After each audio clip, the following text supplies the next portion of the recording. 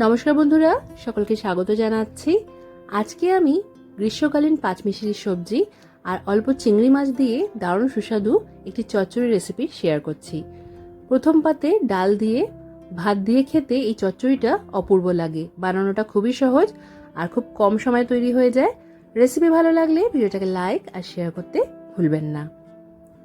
এই রান্নাটা করার জন্য আমি এখানে কিছু সবজি ভালো করে ধুয়ে নিয়ে কেটে জল ঝরিয়ে রেখেছি। তো এখানে আমি নিয়েছি আলু, ঝিঙ্গে আছে, বরবটি আছে, কুমড়ো আছে, আর এখানে কচুর খোসা ছাড়িয়ে নিয়ে ভালো করে ধুয়ে পরিষ্কার করে রেখেছি। পটলের থেকে একটু বড় বড় যে দানাগুলো ছিল সেগুলো বাদ দিয়ে দিয়েছি, আর পটলের খোসাটাকে খুব ভালো করে ছাড়িয়ে নিয়েছি। তার সাথে অল্প গাজর আছে। সব সবজি ভালো করে কেটে ধুয়ে নিয়ে জল ঝরিয়ে রাখতে হবে। অল্প ঢেঁড়স দেবো, তাই সেটাকে ভালো করে ধুয়ে মুছে নিয়ে আমি কেটে রেখেছি। এবার একটা মশলার পেস্ট রেডি করব। তার জন্য এখানে আছে 1 টেবিল চামচ কালো সর্ষে, স্বাদ মতো কটা কাঁচা লঙ্কা নিয়েছি, আদা এখানে 1 ইঞ্চি সাইজের আছে, আর তার সাথে 1/4 চা চামচের মতো নিয়েছি আমি গোটা জিরে। অল্প জল দিয়ে একটা ফাইন পেস্ট রেডি করে রাখবো। আরেকদিকে রান্নাটা করার জন্য কড়াইতে প্রায় 3 টেবিল চামচের মতো সর্ষের তেল খুব ভালো করে গরম করে নিয়েছি। তেল ভালো করে গরম হয়ে গেলে আঁচটা মাঝারি করে দিয়ে এর মধ্যে আগে থেকে পরিষ্কার করে রাখা নুন হলুদ মাখানো চিংড়ি মাছ দিয়ে আমাদের 2-3 মিনিটের জন্য ভেজে নিতে হবে। এখানে আমি যেই কালচে চিংড়িগুলো পাওয়া যায় ছোট সাইজের, সেই চিংড়ি মাছটা নিয়েছি। এর স্বাদটা বেশি ভালো হয়। তো এখানে চিংড়ি মাছ আমার ভাজা হয়ে গেছে। এবার কড়াই থেকে এই চিংড়ি মাছগুলো আমি তুলে নিচ্ছি। এবার যে তেলটা আছে তার মধ্যেই বাকি রান্নাটা করব। আর এই রান্নায় আমি কোনো ফোড়ন ব্যবহার করছি না, তবে যারা পেঁয়াজ রসুন দিয়ে রান্নাটা করতে চান এই সময় একটু পেঁয়াজ আর রসুন থেতো করে দিতে পারেন। আর এই রান্নার জন্য সব সবজিগুলো একই মাপে কেটে নিলে দেখতেও ভালো লাগবে আর সবজিগুলো তাড়াতাড়ি একসাথেই সেদ্ধও হয়ে যাবে। তো এখানে সবজিগুলো দিয়ে একটু নাড়াচাড়া করে নিচ্ছি। তারপর সবজিগুলো যাতে তাড়াতাড়ি নরম হয়ে যায় সেই জন্য ঢাকা দিয়ে এটা মাঝারি আঁচ করে দিয়ে 3-4 মিনিটের জন্য রান্না করে নিতে হবে। এখন কিছুক্ষণ পর আমি ঢাকাটা সরিয়ে নিয়ে একবার নাড়াচাড়া করে দিচ্ছি।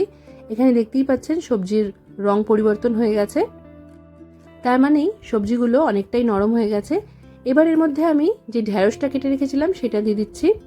ঢেঁড়স যেহেতু রান্না হতে খুব বেশি সময় লাগে না, তাই ঢেঁড়সটা যখন অন্যান্য সবজিগুলো নরম হয়ে যাবে তখনই দিতে যাবেন। এখন আরেকবার নাড়াচাড়া করে দিয়ে এবার এর মধ্যে দিয়ে দেবো স্বাদ মতো নুন। আমি এখানে 1.5 চা চামচের মতো নুন দিয়েছি। হলুদ গুঁড়ো এখানে 1 চা চামচ দিচ্ছি। আর রান্নায় আমি ঝালের জন্য কাঁচা লঙ্কা ব্যবহার করেছি, আর কালারের জন্য এখানে কাশ্মীরি লঙ্কার গুঁড়ো দিয়েছি। তবে কাশ্মীরি লঙ্কার গুঁড়ো না থাকলে আপনারা এটা বাদ দিয়েও করতে পারেন। সব কিছুকে ভালো করে মিশিয়ে নিচ্ছি। 2 মিনিট এইভাবেই কষিয়ে নেওয়ার পর এবার যে মশলার পেস্টটা রেডি রেখেছিলাম সর্ষে, জিরে, আদা, কাঁচা লঙ্কার, সেই পেস্টটা দিয়ে দিলাম। এই পেস্টটা দিয়ে আঁচটা একটু কমিয়ে রেখে 1 মিনিট কষিয়ে নিতে হবে। তারপর আমরা এর মধ্যে অল্প জল দেব। আমি যেই মশলার পেস্টটা রেডি করেছিলাম সেই পাত্রের মধ্যেই অল্প জল দিয়ে পরিষ্কার করে সেই জলটা দিয়ে দিলাম। এই রান্নায় আমরা বিশেষ জলের ব্যবহার করব না, যেহেতু চচ্চড়ি, তাই অল্প একটু জল দিয়েছি যাতে কড়াই তলায় এই সবজিগুলো ধরে না যায়। আর ভেজে রাখা চিংড়ি মাছটা দিয়ে সবকিছু ভালো করে মিশিয়ে নিতে হবে। এবার আমরা আঁচটা একটু কমিয়ে দিয়ে এটা ঢাকা দিয়ে আরো 5-6 মিনিটের জন্য রান্না করে নেব। মোটামুটি 4-5 মিনিট পর আমি ঢাকাটা সরিয়ে নিয়েছি।